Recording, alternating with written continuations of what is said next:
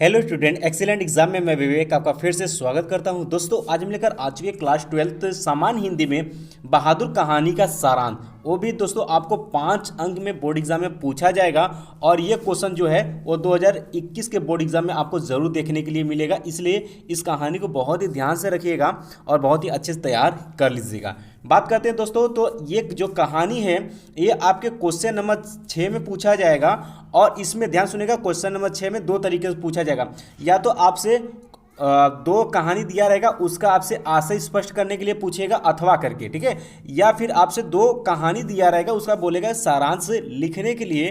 तो यहाँ पर हम आपको सारांश डिस्कस कर रहे हैं, तो सारांश ही आप लिखिएगा। सारांश में आप कम समय में जल्दी लिख लेंगे, क्योंकि आशय स्पष्ट करने में हो सकता है कि आपको सोचना पड़े, लेकिन सारांश क्या है, कहानी है, मैं बताऊंगा, आपको समझ में आ जाएगा और आसानी से आप लिख सकते हैं, ठीक है। अब बात करते हैं दोस्तों कि यह कितने शब्दों में लिखना है। तो ये 80 शब्दों में आपको लिखना होता है और 80 शब्द से हम 100 शब्द कर सकते हैं, इससे ज़्यादा हम नहीं कर सकते, क्योंकि अगर हम ज़्यादा में लिखेंगे तो हमें तो नंबर कितना मिलेगा भाई, 5 अंक मिलेगा। लेकिन अगला क्वेश्चन हमारा छूट जाने की पूरी संभावनाएं रहेंगी, क्योंकि हर क्वेश्चन का एक समय ही दिया रहता है कि इतने समय में अगर ये वाला क्वेश्चन अगर आप करते हो तब तक तो ठीक है, अन्यथा अगर इससे ज़्यादा आप करते हो तो क्वेश्चन आपका अगला छूट जाएगा, ठीक है। इस बात को आप लोग समझिएगा।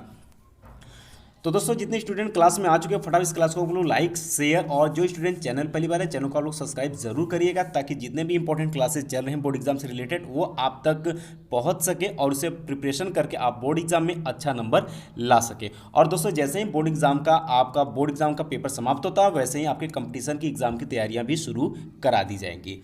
बात करते हैं दोस्तों, तो अगर आप व्हाट्सएप से भी हमारे जुड़ना चाहते हैं तो व्हाट्सएप नंबर नोट कर लीजिएगा, 9451094356। ये मेरा व्हाट्सएप नंबर है। आप इससे भी जुड़कर बोर्ड एग्जाम से रिलेटेड कोई भी समस्या हो तो वो हमें पूछ सकते हो।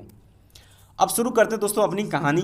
तो बहादुर है, तो नाम से क्लियर है कि ये बहादुर चैप्टर का नाम है, और जो इसमें मुख्य पात्र है एक बच्चा है और उसका भी नाम क्या है, बहादुर है। तो ये जो कहानी लिखा गया ये अमरकांत जी द्वारा लिखा गया कहानी एक मध्यम वर्गीय परिवार के कहानी के बारे में यहाँ पर लिखा गया है, यानी कि एक मध्यम वर्गीय परिवार से ये कहानी का ताल्लुकात है। अब बात करते हैं तो दोस्तों सबसे पहले इसका आशय आप स्पष्ट करेंगे 2-3 लाइन में, जैसे कि मैंने हर बार करता आया हूँ। तो देखिए इसमें आप लिखेंगे कि अमरकांत जी द्वारा लिखी कहानी बहादुर एक मध्यम वर्गीय परिवार में नौकर के साथ परिवारजनों द्वारा किए गए अत्यधिक कटु व्यवहार की कहानी है। लेखक ने स्वयं को कहानी का पात्र बनाते हुए कहानी की आत्म कथात्मक रूप में रचना की है। यानी कह सकते हैं कि ये जो कहानी अमरकांत जी द्वारा लिखी गई है ये इनके जीवन में घटना घट चुकी है। यानी कि जो बहादुर कहानी में जो बहादुर नामक एक छोटा सा बच्चा है, ये इनके यहाँ ही ये नौकरी करने के लिए आया था और इनके परिवार वालों ने इन पर जो भी मैटर किया था, अभी हम आपको सब कुछ क्लियर करेंगे, बट कहानी इन्हीं से रिलेटेड है, बात क्लियर है। और ये सच्ची घटना पर आधारित कहानी है। तो इसमें आप क्या लिखेंगे भाई, आप इसमें लिखेंगे कि अमरकांत जी द्वारा लिखी कहानी बहादुर एक मध्यम वर्गीय परिवार में नौकर के साथ परिवारजनों द्वारा किए गए अत्यधिक कटु व्यवहार की कहानी है। लेखक ने स्वयं को कहानी का पात्र बनाते हुए कहानी के आत्मकथात्मक रूप में रचना की है। अब कहानी शुरू होती है दोस्तों यहाँ से कि अपने से संपन्न रिश्तेदारों के घर नौकर द्वारा जुटाई सुविधा एवं शासन को देखकर लेखक की पत्नी निर्मला, यानी कि इनकी लेखक की पत्नी निर्मला स्वयं भी एक नौकर रखना चाहती है। बहादुर नेपाल का 12-13 साल का लड़का, यानी जो बहादुर नामक एक लड़का है 12-13 साल का है और ये नेपाल का रहने वाला है, ठीक है। और सभी लोगों के रिश्तेदारों में शान शौकत देखते हुए लेखक की पत्नी भी की मन में इच्छा जाहिर होती है कि वह भी अपने घर में एक नौकर रखे, ठीक है। तो बहादुर एक नेपाल का 12-13 साल का लड़का है जो अपनी माँ के दुर्व्यवहार से तंग आकर घर छोड़कर शहर चला आता है। आगे कहानी बढ़ती कि और निर्मला के परिवार में नौकर रख लिया जाता है, यानी कि जब वह घर छोड़कर भागकर शहर चला आता है तो वह उन्हीं के घर पहुंचता है, तो उन्हें बहादुर को लेखक के घर ही या निर्मला के परिवार में नौकर के रूप में उसे रख लिया जाता है। आगे कहानी बढ़ता है कि निर्मला और उसका परिवार बहादुर के प्रति पहले तो अच्छा व्यवहार करते हैं, यानी जब वो नए नए में यहाँ पर आया था काम करने के लिए तो उससे फैमिली वाले जो थे बहुत ही अच्छा व्यवहार करते थे।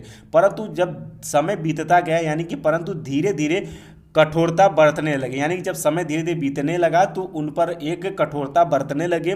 वह घर का सारा काम करता था, यानी कि जो बहादुर नामक लड़का था वो घर का सारा कार्य करता था। इसके बावजूद उसके साथ गाली गलौज से मारपीट तक की नौबत आ जाती है, यानी कि वह इतना काम करते हुए, घर का सब कुछ काम करते हुए भी उससे गाली दिया जाता है और उसे मारते पीटते हैं लोग। ठीक है, आगे कहानी बढ़ती है कि झूठी चोरी का इल्ज़ाम लगाकर उसे अपमानित किया जाता है, यानी कि घर में एक चोरी होती है और वह चोरी जो है वो उसी पर उसी पर इल्ज़ाम लगाकर उसे अपमानित किया जाता है और उसे पीटा भी जाता है। ठीक है, उसे पीटा भी जाता है। अंततः बहादुर घर छोड़कर चला जाता है, यानी कि जब उसे ज़्यादातर पीट देते हैं लोग, तो वह दुखी होकर बहादुर जो है वह घर छोड़कर चला जाता है। अब परिवार के सभी सदस्य उसे ढूंढते हैं क्योंकि उसके कारण सब आराम के आदी हो चुके थे, यानी कहने का मतलब जब बहादुर को सब मार देते हैं, पीट देते हैं, तो बहादुर जो है वो घर छोड़कर चला जाता है। अब परिवार के सभी सदस्य उसे ढूंढने में लग जाते हैं। क्यों? क्योंकि उसके कारण जो भी फैमिली में, यानी कि जो परिवार में जितने भी लोग थे वो आराम के आदी हो चुके थे, यानी कि उसे सब कार्य करवाते थे, अपने आराम से बैठा करते थे। लेकिन जब वो भाग गया तो इन लोगों को प्रॉब्लम होने लगी। तो बात करते हैं, तो आगे कहानी बढ़ता है। तो वो आराम के आदी हो चुके थे। बहादुर की उपयोगिता देखकर सभी अपना घरेलू कार्य करने से घबराते हैं, यानी कि जब बहादुर भाग जाता है तो अपने घर के जो भी घरेलू कार्य है सब कार्य करने में घबराते हैं। बहादुर के घर छोड़ जाने पर वे सभी पश्चाताप करते हैं तथा अच्छा व्यवहार करने की सोचते हैं, यानी कि जब बहादुर घर छोड़कर चला जाता है उसके बाद इन लोगों को पश्चाताप होती है, परिवार वालों को, कि अगर वो मिल जाएगा तो उससे हम अच्छा व्यवहार करेंगे, या फिर उनको पश्चाताप ये होती है कि हमें उस बहादुर लड़के के साथ ऐसा नहीं करना चाहिए था, उसके साथ हमें अच्छा व्यवहार करना चाहिए था। इसके बारे में लोग सोचते हैं, परिवार के लोग।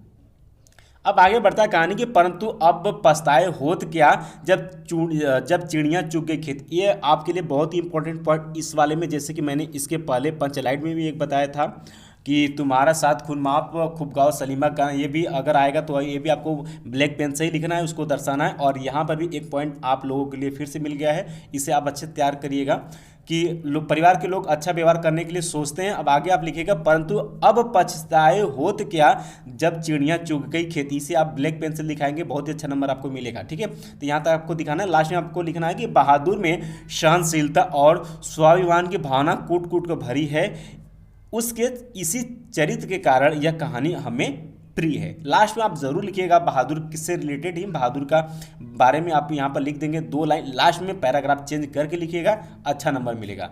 तो दोस्तों आई होप कि आपको बहादुर कहानी के बारे में अच्छे से सारांश पता हो गया है। 80 शब्दों में इसे लिखना है और अच्छे से लिखना है। पहले हमें कहानी के बारे में थोड़ा सा स्पष्ट कर देना है, उसके बाद कहानी शुरू करनी है, और लास्ट में जो भी इसमें मुख्य पात्र है, जैसे कि इसमें बहादुर मुख्य पात्र है, तो उसके बारे में 2 लाइन लास्ट में आप लिख दीजिएगा, पैराग्राफ चेंज करके। आपको 5 अंक में अगर राइटिंग अच्छा रहेगा भाई, तो 5 अंक में 5 अंक आपको आसानी से मिल जाएगा, अन्यथा 4.5 अंक आसानी से आपको मिल जाएगा। ठीक है, तो इस चीज़ को बहुत ही ध्यान में रखिएगा। अब कुछ स्टूडेंट कमेंट कर रहे थे कि सर इस बार कहानी में यानी कि कथा भारती में कौन कौन से अध्याय हैं, तो दोस्तों आपको बताना चाहेंगे इस बार 3 ही अध्याय है। पहला आपका आता है, ध्यान सुनिएगा, पहला आपका आ जाता है ध्रुव यात्रा, जो कि ये आपके जैनेन्द्र कुमार जी द्वारा लिखा गया कहानी है ध्रुव यात्रा। अगर आप कमेंट करेंगे तो ध्रुव यात्रा का भी कहानी हम आपके साथ डिस्कस करेंगे, अन्यथा कल हम कुछ नया टॉपिक लेकर आएंगे हिंदी में, क्योंकि हिंदी में बहुत सारे कुछ छूटे हैं जो कि आपको प्रिपरेशन भी साथ में करवाना है। ठीक है, तो ध्रुव यात्रा आप अच्छे से तैयार कर लीजिएगा। और इसके बाद जैसा कि मैंने इसके पहले पंचलाइट, ध्यान सुनिएगा, पंचलाइट मैंने ऑलरेडी बता चुका हूँ। जो स्टूडेंट अभी तक पंचलाइट नहीं कहानी सुने हैं, नहीं जाने, तो वो वीडियो के डिस्क्रिप्शन बॉक्स में लिंक दे दिया जाएगा, वहाँ से भी आप उसे पढ़ सकते हैं, या आपके वीडियो के लास्ट में स्क्रीन पर ही आपको दिख जाएगा, वहाँ भी आप टच करेंगे तो आप डायरेक्ट उस कहानी को भी देख सकते हैं। ठीक है, तो ये 2 कहानी आप अच्छे से तैयार करिएगा, पंचलाइट और बहादुर, इसमें से एक आपको मिल जाएगा बोर्ड एग्जाम में देखने के लिए, और अच्छे से आपको लिखना है। तो दोस्तों आई होप कि आज का ये कहानी आपको अच्छे से समझ में आ गया और ये क्लास भी आपको पसंद आया। तो दोस्तों चलते चलते जितने स्टूडेंट हैं क्लास को फटाफट आप लोग लाइक, शेयर, और चैनल पहली बार है चैनल को आप लोग सब्सक्राइब जरूर करें। बाकी मिलते हैं दोस्तों नेक्स्ट क्लास में, यानी कि 6:30 बजे मैथ की क्लास में। तब तक के लिए जय हिंद, जय भारत।